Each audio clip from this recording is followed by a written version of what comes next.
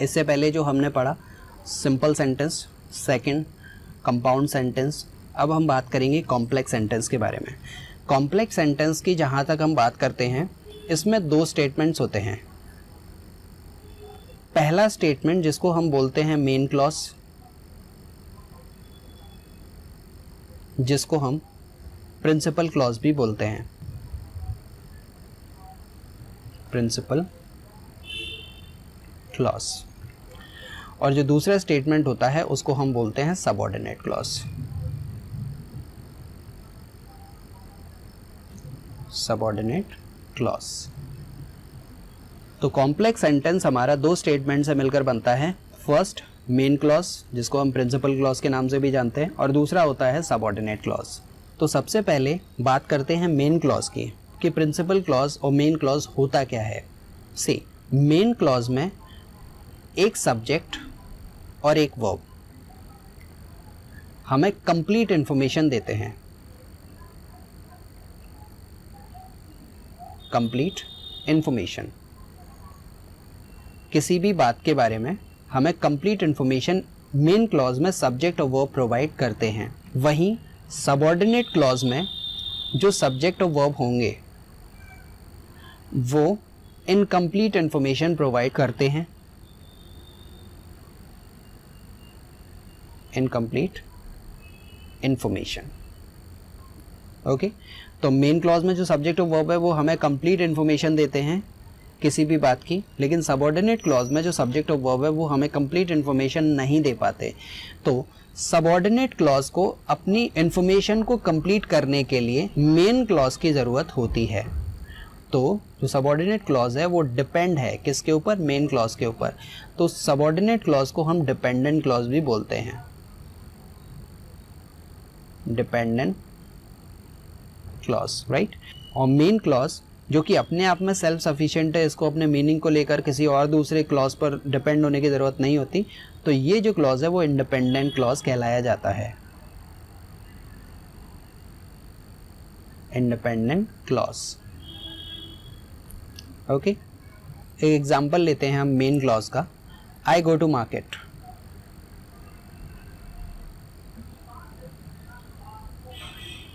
ये हमारा main clause का एक सेंटेंस है, ये अपने आप में कंप्लीट इन्फॉर्मेशन हमें दे रहा है। मैं मार्केट जाता हूँ, कंप्लीट सेंटेंस है, कंप्लीट इन्फॉर्मेशन दे रहा है, किसी और दूसरे सेंटेंस की ज़रूरत नहीं है इसे अपना मीनिंग बताने के लिए। वहीं सबऑर्डिनेट क्लॉज को देखिए, when my father comes back.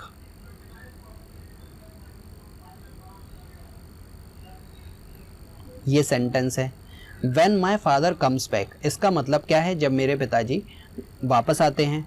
तो जब मेरे पापा वापस आते हैं, जब मेरे फादर वापस आते हैं, तो ये भी एक सेंटेंस है, लेकिन ये अपने आप में सेंटेंस कंप्लीट सेंटेंस नहीं है, ये कंप्लीट इन्फॉर्मेशन हमें नहीं दे रहा है। जब मेरे पापा वापस आते हैं तो it is giving us incomplete sense. तो मतलब आगे पीछे इसके कोई एक ऐसा सेंटेंस है जो कि इसकी इन्फॉर्मेशन को कंप्लीट करेगा। तो इसकी इन्फॉर्मेशन अपने आप में इनकम्प्लीट है, ये कंप्लीट नहीं है। इसको अपने पूरे मीनिंग को बताने के लिए किसी दूसरे सेंटेंस की ज़रूरत होगी, मतलब मेन क्लॉज की ज़रूरत होगी, तब इस सबऑर्डिनेट क्लॉज के सेंटेंस का मीनिंग प्रॉपर निकल पाएगा। चलिए, तो हमारे पास में 2 सेंटेंस हो गए। एक तो है गो टू मार्केट जो कि मेन क्लॉज का सेंटेंस है, और दूसरा है सबऑर्डिनेट क्लॉज का sentence when my father comes back. अब इन दोनों सेंटेंस को हम ज्वाइन कर देते हैं। I go to market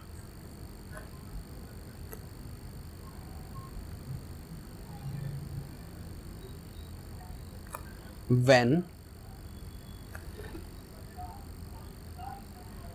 my father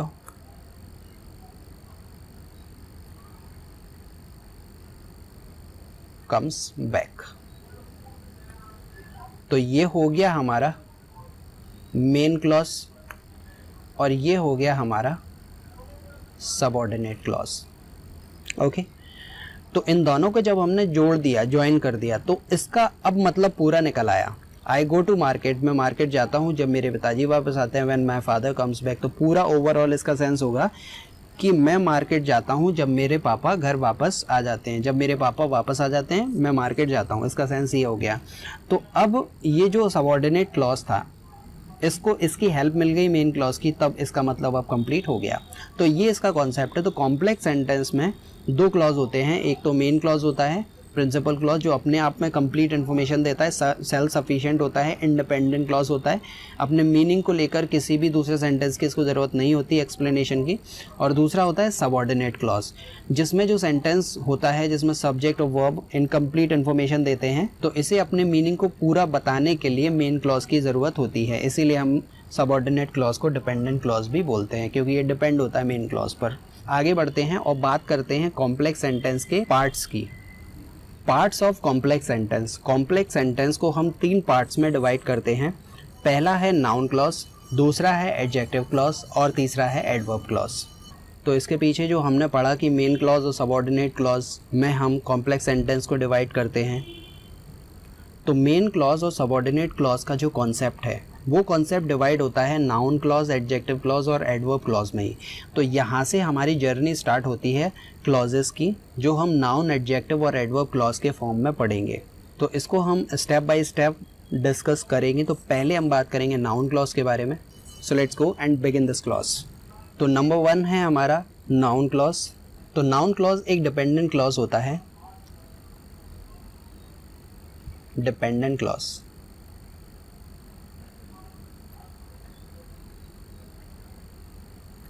जो कि एक नाउन की तरह काम करता है, acts as a noun in subordinate clause. तो मतलब क्या हुआ है, नाउन क्लॉज एक डिपेंडेंट क्लॉज है जो कि सबऑर्डिनेट क्लॉज में एक नाउन की तरह काम करता है। इसको दूसरे शब्दों में कहें, it is a group of words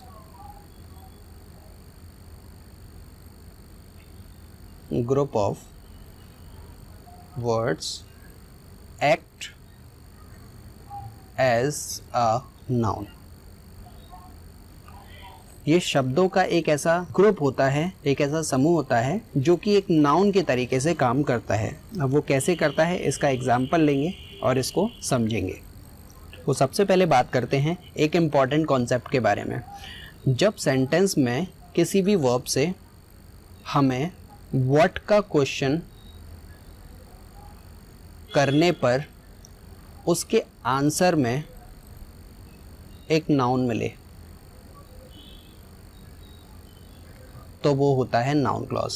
repeating my words, किसी सेंटेंस में वर्ब से व्हाट का क्वेश्चन किया जाता है और जब हम व्हाट से कोई क्वेश्चन करते हैं, उससे हमें आंसर में जब नाउन मिलता है तो वही हमारा नाउन क्लॉज होता है।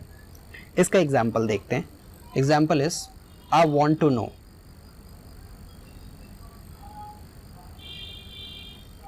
I want to know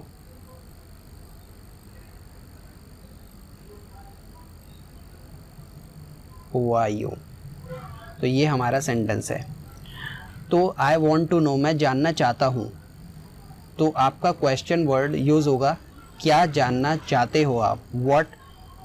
तो अब व्हाट से हमें आगे जो भी इंफॉर्मेशन मिलेगी वो एक नाउन ही होगी, तो वो क्लॉज भी हमारा नाउन क्लॉज कहा जाएगा।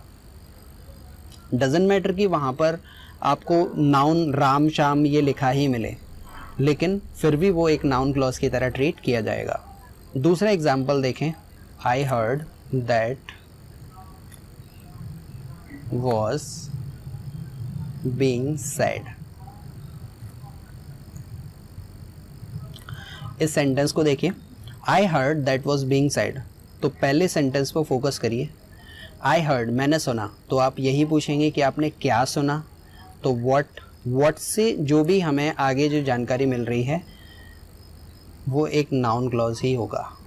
तो व्हाट से जो क्वेश्चन किया जाता है उसके आंसर में हमें जो भी मिलता है वो हमारा नाउन क्लॉज होता है। नंबर 1 इसका एक कॉन्सेप्ट ये हुआ। दूसरा, अगर हम इसको क्लोजली ऑब्जर्व करें तो नाउन क्लॉज में जैसे हमारे 2 स्टेटमेंट्स होते हैं, फर्स्ट स्टेटमेंट और सेकंड स्टेटमेंट। ये दोनों सेंटेंस को जोड़ने के लिए कंजंक्शन यूज़ होता है। अब ये कंजंक्शन कुछ भी हो सकता है, कि कंजंक्शन कोई क्वेश्चन वर्ड हो सकता है जिसको हम as a relative pronoun use करते हैं, या फिर नॉर्मल कोई भी कंजंक्शन हो सकता है। अभी इसके कंजंक्शन को भी हम देखेंगे कि नाउन क्लॉज में कौन से कंजंक्शन यूज़ होते हैं। तो इन शॉर्ट कि नाउन क्लॉज में दोनों सेंटेंस को जोड़ने का जो काम जो कंजंक्शन करता है, तो कंजंक्शन के पहले अगर हमें कोई भी नाउन या फिर प्रोनाउन देखने को नहीं मिलता है तो वो हमारा नाउन क्लॉज होता है।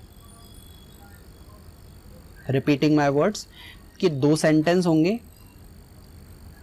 और दोनों सेंटेंस को जो कंजंक्शन जोड़ रहा होगा उस कंजंक्शन के पहले हमें नाउन या फिर प्रोनाउन नहीं मिलता देखने में, तो उसको हम नाउन क्लॉज बोलते हैं। ठीक है, दोनों एग्जाम्पल को अब ऑब्जर्व कीजिए। यहाँ पर दो स्टेटमेंट है, पहला स्टेटमेंट ये है और दूसरा स्टेटमेंट ये है। तो इसका कंजंक्शन क्या है, ये हु, एक रिलेटिव प्रोनाउन है।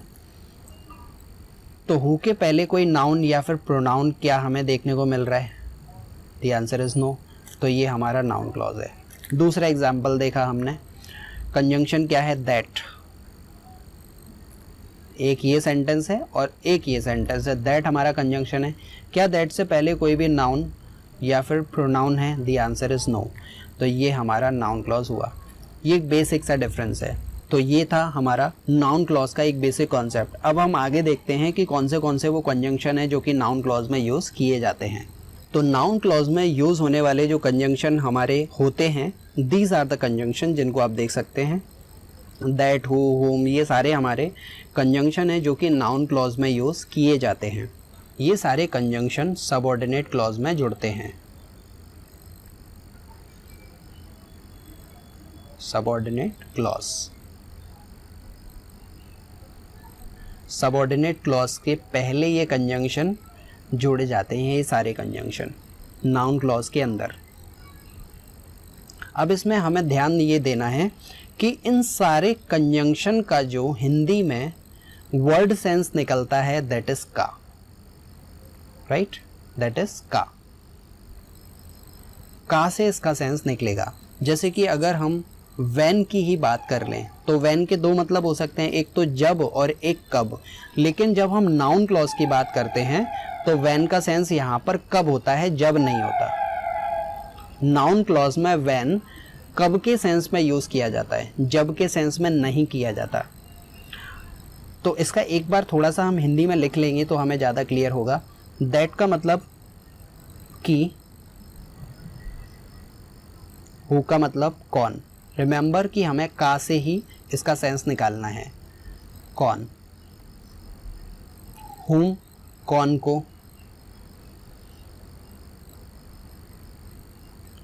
हुज, किसका।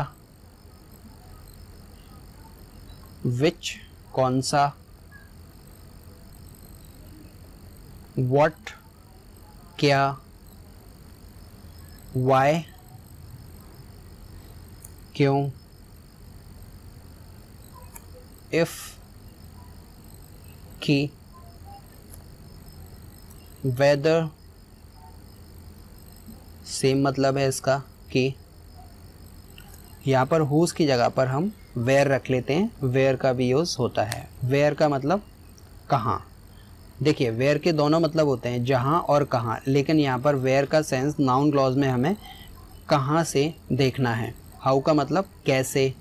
तो ये हमारे कुछ कंजंक्शन है जो कि नाउन क्लॉज में हम यूज़ करते हैं और ये कंजंक्शन सबऑर्डिनेट क्लॉज में जोड़े जाते हैं। और इन कंजंक्शन का जो सेंस निकलता है, जो वर्ड सेंस निकलता है, वो का से निकलता है। तो इसको आप थोड़ा सा ध्यान रखिएगा, ये आपके लिए काफ़ी हेल्पफुल होंगे। तो हम एक के बाद एक इन कंजंक्शन को यूज़ करके नाउन क्लॉज के बारे में बात करेंगे। So let's go and start our discussion. हम आगे बढ़ें उससे पहले हम एक छोटा सा डिफरेंस समझ लेते हैं एडजेक्टिव क्लॉज और एडवर्ब क्लॉज में। जब हम एडजेक्टिव क्लॉज के बारे में आगे चल के बात करेंगे तो हमें उसको समझना थोड़ा सा इजी होगा। तो सबसे पहले हम नाउन क्लॉज और एडजेक्टिव क्लॉज के डिफरेंस की बात कर रहे थे। तो जब भी अगर हम नाउन और एडजेक्टिव क्लॉज की बात करेंगे तो इनमें कोई ज़्यादा डिफरेंस नहीं होता। जैसे कि हमने इससे पहले जो डिस्कशन किया था कि दो स्टेटमेंट होंगे, दो क्लॉज होंगे, तो कंजंक्शन जो होता है, कंजंक्शन के पहले अगर नाउन और प्रोनाउन यूज़ नहीं होते तो वो होता है हमारा नाउन क्लॉज। लेकिन कंजंक्शन के पहले अगर नाउन और प्रोनाउन का यूज़ किया जाता है तो वो हो जाता है हमारा एडजेक्टिव क्लॉज। ठीक है, तो ये हमें बेसिक सा डिफरेंस याद रखना है। एग्जाम्पल को देखिए, यहाँ पर हमारे पास में 2 एग्जाम्पल्स गिवन हैं। पहला है this is the boy who stole my bag, कि ये वो लड़का है जिसने मेरा बैग चोरी किया। तो हु क्या है, हमारा कंजंक्शन है। तो हु के पहले हमने लिखा देखा बॉय, क्या है, एक नाउन है, इसको हम एंटीसीडेंट भी बोलते हैं। क्या बोलते हैं, एंटीसीडेंट। ये कोई नाउन या फिर प्रोनाउन ही होता है जो कि कंजंक्शन के पहले लिखा जाता है। तो हु के पहले हमें यहाँ पर बॉय लिखा देखा, तो ये हमारा एडजेक्टिव क्लॉज हुआ। ओके, और यहाँ पर भी हमारा हु लिखा हुआ है, लेकिन हु के पहले इधर कोई भी नाउन या फिर प्रोनाउन हमें नहीं मिला, इसीलिए ये हमारा नाउन क्लॉज हुआ। तो ये एक बेसिक सा डिफरेंस है, ध्यान दीजिएगा। कंजंक्शन के पहले अगर एंटीसीडेंट, जो कि एक नाउन या फिर प्रोनाउन होता है, अगर वो एंटीसीडेंट होता है तो वो एडजेक्टिव क्लॉज होता है, अगर वो एंटीसीडेंट नहीं होता तो वो एक नाउन क्लॉज होता है। तो चलिए अब आगे चलते हैं और इसके एक्सप्लेनेशन को देखते हैं।